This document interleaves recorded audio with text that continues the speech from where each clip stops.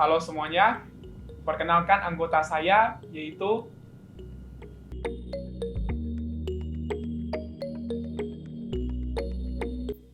Physical layer. Lapis pertama dari OSI layer adalah physical layer. Layer ini bekerja dengan mendefinisikan media transmisi jaringan, metode pensinyalan, sinkronisasi bit, arsitektur jaringan, topologi jaringan, dan pengkabelan. Selain itu, di level ini juga mendefinisikan bagaimana network interface card dapat berinteraksi dengan media kabel atau radio. Layer ini bertanggung jawab mentransmisikan data dalam bentuk stream. Bitstream dapat dikatakan sebagai data digital. Perkenalkan, nama saya Fiona. Sekarang saya akan menjelaskan tentang data link layer. Jadi data link merupakan pemberi jalur komunikasi dalam jaringan yang sama. Jadi apakah fungsi dari layer ini? Layer ini berfungsi untuk menentukan bagaimana bit-bit data dikelompokkan menjadi format yang bisa kita sebut dengan frame. Selain itu, pada level ini terjadi koreksi kesalahan, flow control, pengamatan perangkat keras seperti halnya media access control atau yang kita sebut sebagai MAC address, serta menentukan bagaimana perangkat-perangkat jaringan seperti hub, bridge, repeater, dan switch layer 2 beroperasi. Halo semuanya, nama saya Didi Santoso, saya dari 2SIB dengan EPM 2031083. Hari ini saya akan menjelaskan tentang network layer. Layer ini akan membuat header untuk paket yang berisi informasi IP, baik IP pengirim maupun IP tujuan. Network layer bertugas untuk memberikan jalur sebagai fasilitas bagi proses pertukaran informasi antara dua jaringan yang berbeda. Network layer tidak diperlukan pada komunikasi perangkat di jaringan yang sama. Pada kondisi tertentu, layer ini juga akan melakukan routing melalui internet networking dengan menggunakan router dan switch layer 3. Sekian dari saya, terima kasih. Perkenalkan, nama saya Petri Budiono dan saya akan menjelaskan tentang transport layer. Transport layer ini akan melakukan pemecahan data di dalam paket-paket data serta memberikan nomor urut pada paket-paket data tersebut sehingga dapat disusun kembali ketika sudah sampai pada sisi tujuan. Selain itu, pada layer ini akan menentukan protokol yang akan digunakan untuk mentransmisi data, misalkan protokol TCP.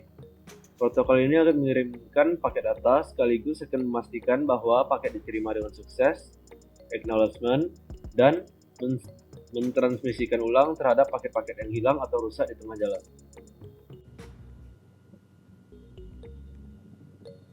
Halo semuanya, nama saya Didi Santoso, saya dari 2SIB. Hari ini saya akan menjelaskan tentang topologi jaringan yang telah saya buat di sini. Di sini terdapat 2 switch, 2 server, 1 access point atau 1 router, 3 laptop, dan 5 PC. Item-item ini bisa terdapat di Cisco Packet Tracer, di aplikasi tempat-tempat seperti ini. Untuk penghubungan jaringannya, saya menggunakan otomatis choose connection type-nya agar lebih simpel dan gampang. Di sini saya telah diperintahkan oleh dosen saya, yaitu berupa menggunakan 5 PC, 3 laptop, 1 access point, 2 switch, dan 2 server. Dan juga dia meminta agar SSID access point-nya itu terdapat pada NPM kami. Di sini access point kami itu yaitu wireless router ini. Di settingnya, di interface internet, kita bisa pilih default gateway-nya. Itu akan saya jelaskan nanti. Untuk sementara, sesuai dengan poin tadi, itu saya membuat SSID saya itu NPM-nya 2031083 untuk NPM saya. Saya memberikan password agar lebih aman, secure. Oke, lanjut ke poin B. IP address servernya menggunakan /26. /26 ini, oke saya jelaskan nanti ya. Dengan ketentuan oktet 3 merupakan 2 angka terakhir yaitu NPM saya. Baik, berdasarkan angka tersebut, dia meminta agar IPv4-nya itu berupa NPM kita dengan /26. Saya menggunakan website ini untuk menghitung tersebut. Kan berdasarkan IPv4-nya itu 192.168 dengan NPM terakhir saya itu 20.31.083. 83 adalah angka terakhir saya. Titik 1 dengan angka 2 tadi, 26 yang diminta sesuai dengan oleh dosen saya. Ketika kita calculate, berarti kita bisa mengetahui bahwa net mask-nya itu 192.255.192 dan memiliki batas maksimal dari 1 sampai 62. Berarti Anda bisa menggunakan IPv4 address sebanyak 62 kali. Dan di sini kita sudah tahu bahwa subnet expansion yang tertera adalah segini. Baik, lanjut lagi kembali.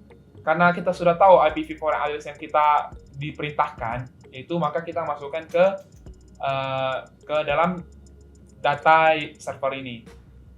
Kita masukkan IPv4 address ini ke titik 2. Kenapa titik 2? Karena dalam setiap IPv4 address itu terdapat default gateway. Default gateway ini seperti yang bisa dibilang kayak normalnya atau yang kayak yang aslinya gitu, agar semua data itu masuknya ke angka 1 ini jika angka 2 ini tidak terdapatkan atau tidak terdeteksi. Default gateway ini biasanya yang pertama atau yang terakhir, berarti antara 1 atau 62. Saya menggunakan 1 saja. Jadi saya menggunakan titik 2 dengan subnet mask yang tadi diperintahkan oleh dosen tersebut. Semuanya berlaku kepada semua ini. Dan ini untuk physical ininya, kabel yang diinginkannya. Saya menggunakan CGE, yaitu Cisco Gigabyte Ethernet yang memiliki modul dengan kecepatan bisa dibilang 1 GB, yaitu 1000 MB. Saya memasukkan ke dalam sini. Dan itu berlaku untuk semua switch ini, semuanya saya pakai CGE, semua ini CGE. Dan ini berlaku kepada semua IPv4 tersebut, 83 seperti NPM saya, dan batasnya sampai 62 kan. Nah, 3, 4, 5, 6, 7, 8, sampai 62. Cuman karena kita membutuhkannya segitu saja. Dan switch ini untuk saya menggunakan fisikal agar memperbanyak penghubungan ke server. Kemudian saya menggunakan access point agar laptop-laptop tersebut bisa connect. Di internet terdapat default gateway seperti biasa. Dan LAN-nya ini menggunakan IPv4 gateway juga, karena untuk di access point kepada laptop-laptop tersebut. Subnet mask-nya dan laptop ini kita bisa pilih untuk IPv4 address-nya terserah. Kita bisa pilih untuk dia IPv4 address-nya, ataupun kita bisa biarkan dia otomatis pilih sendiri karena dia laptop WiFi, jadi dia otomatis pilih tersendiri. Kita tidak perlu repot-repot setting dan lain-lainnya. Bahkan tapi setelah Anda connect ke IPv4 address untuk laptop tersebut, kita harus connect ke WiFi ini. Cara connect-nya itu menggunakan PC wireless, kemudian kita klik connect dan refresh terus sampai muncul nanti satu di bawah sini. Mari kita tunggu sebentar. Oke, sudah muncul 20.31083 sesuai dengan SSID yang telah saya tertera tadi. Kita connect, baru kita masukkan WPA key-nya. Kita tadi maksudnya 123.456.7890. Connect. Berarti ini tandanya sudah terhubung ya, jika sudah oke. Baik, ini sudah terhubung. Kita langsung praktekkan saja simulasinya. Pertama kita kirim dari server ke PC. Karena agak lama saya skip saja ya. Progress successful ya, sesuai yang tertera di bawah. Kita coba kirim dari server ke laptop. Progress masih kirim ke sini, memeriksa.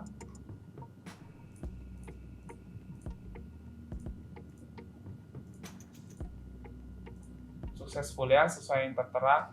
Ke destination L2. Kemudian kita coba dari PC ke laptop.